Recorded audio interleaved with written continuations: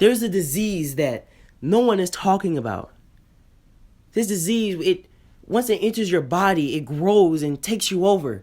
It can get to the point where it paralyzes you, to where you can't move at all. It causes you to hallucinate and believe in delusions, and you begin to steer away from reality, and you confuse yourself and blur the lines between what is real and what is not. Now, what is this horrid disease that many of you are wondering about? Well, ladies and gentlemen, this disease is called fear. False evidence appearing real. What I'm about to tell you can save your life.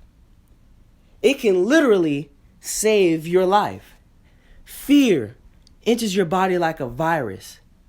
And if you don't handle it and control it, then it will spread to the rest of your body, potentially causing you to not be able to move. Hence the saying, paralyzed in fear. You have to put yourself in a sink or swim situation.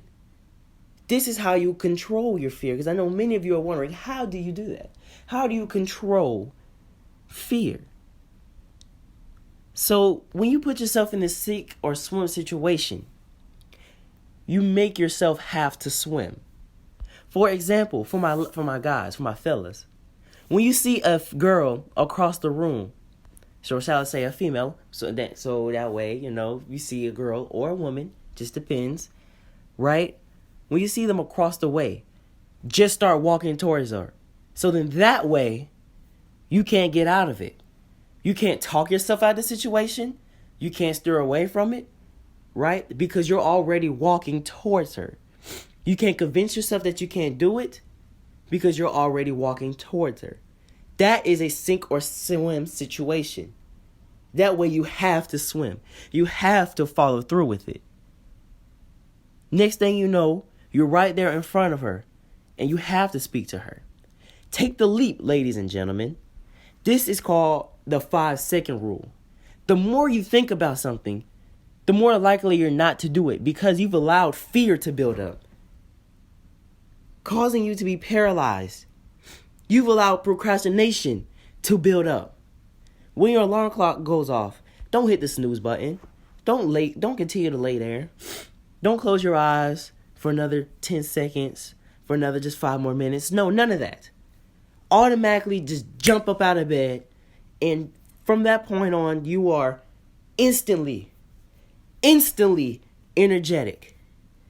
You see somebody you want to talk to, just start walking over there. Scared to talk in front of people? Are you afraid that they're not going to listen to you or take you seriously?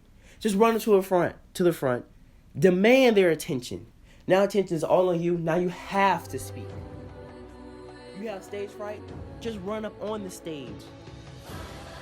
Right? Take the leap, ladies and gentlemen. Yes, you will fall and get hurt, bruised up, scratched up. You might bust your lip.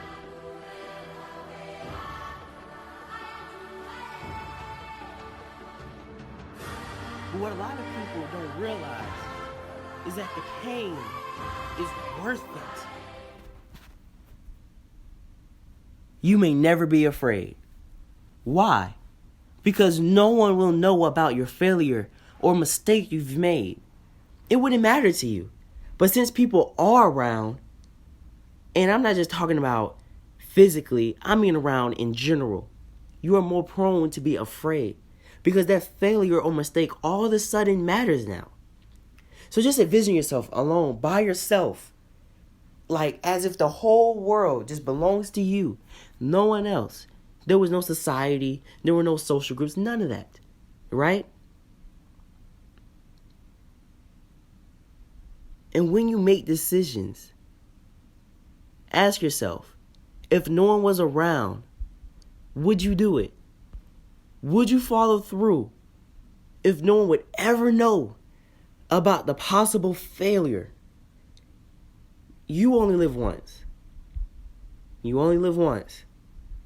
Don't let fear get in the way of you living life as if you are sick and you can't go outside and have fun like the other kids.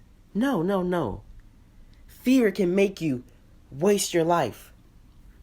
There are many people that are alive but are dead. Dead on the inside. Why? Because of fear. They are infected with fear, and you have to keep yourself from being infected by them.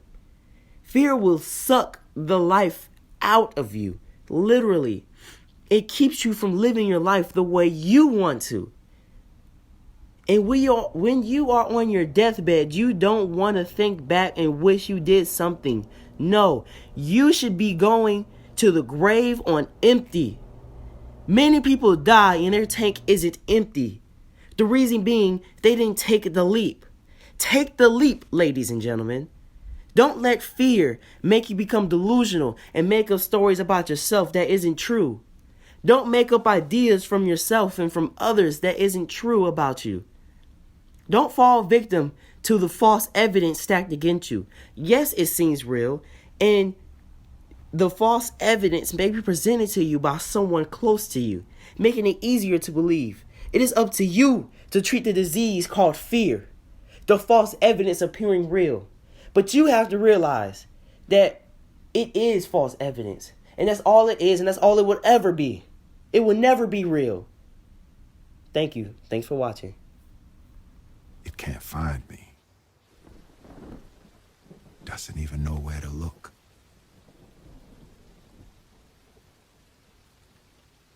And it dawned on me. Fear is not real. The only place that fear can exist is in our thoughts of the future. It is a product of our imagination, causing us to fear things that do not at present and may not ever exist. That is near insanity, Qatar. Now, do not misunderstand me. Danger is very real, but fear is a choice.